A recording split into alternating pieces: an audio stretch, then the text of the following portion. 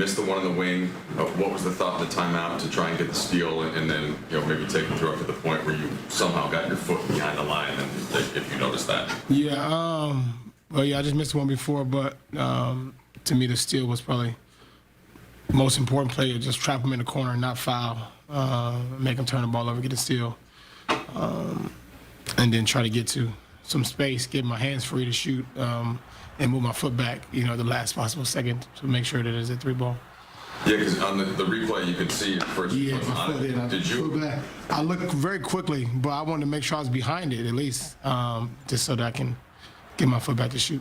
So of course you have to get to overtime and actually win the game. But what's the feeling there? Just just a good energy for our team, confidence. As you've seen in overtime, we did a great job of executing down the stretch, making the right plays, right reads, made some big shots as well, but got stops. And when you're able to do something like that on the road, it's tough for a home team to come back, and especially in overtime. So, Bill? Hey, Russ. We've talked to you this year about, obviously the struggles, and you've talked about kind of the personal side of it too. But I'm just wondering if having a moment like that, had any extra meaning or a little bit of catharsis for you to kind of, if there was some redemption to knocking down that shot, getting the team to overtime, being able to get the win? Yeah, I've throughout this whole process, throughout the year, ups and downs, the good and the bad, I lean so much on my faith, and it's very important I stay, faithful and truthful to that, because eventually it will all work out. And nights like tonight is the reason why I stay just true to my faith, and thankful to be able to just go out and be able to play, and allow my talents and the gifts that I was given to be able to be shown on the basketball floor. Dan?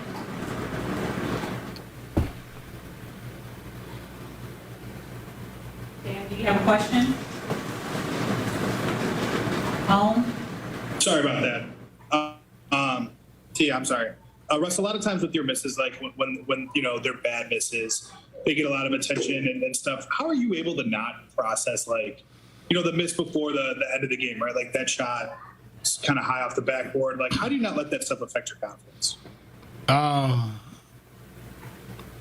got 23,000 points. How about that? It's a good answer. Home? Russ, can you describe what you were feeling as you were running? There's a picture of you running by Drake, and Drake's got his mouth wide open, and you're screaming out after you hit that three. What's going through your head? Yeah, I know. My wife just sent me that picture just now. Excitement. I'm actually seeing my teammates. I see Bazemore on the floor. I see my guys super excited. That's the only thing I'm looking at as after I turn back down.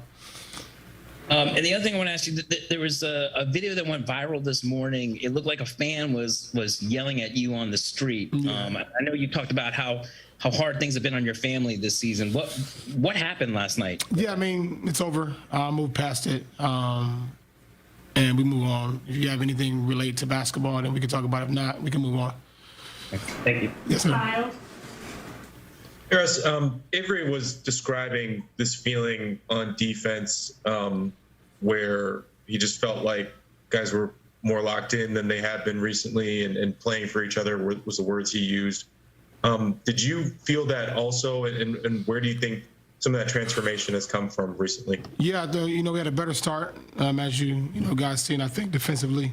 And we made some open shots, which helps too when you have a ability to better make open looks to start the game. And like Avery said, I thought we did a great job of just sticking to our principles, grinding the game out. This is a grind out game, especially a team that's been really hot. I think they won by 5 straight. So to be able to know that we're capable of doing it like we know we are, especially when guys are out and guys stepping up, it's a big thing for us. It's important, and now we can hopefully get some momentum moving into tomorrow night.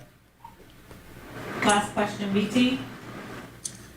Russ, with the way the season has gone, to get this win tonight against a very good team like Toronto, what was the feeling like in the locker room? Honestly, guys it's crazy because yes, you think that we should be like super hyped, but like we know as a unit what we're capable of, and yes, it feels good to break our. I mean, I think we lost 11 straight on the road. To break that streak, yes, that feels great. But we also know what our capabilities are and how we can be able to use this win to be able to move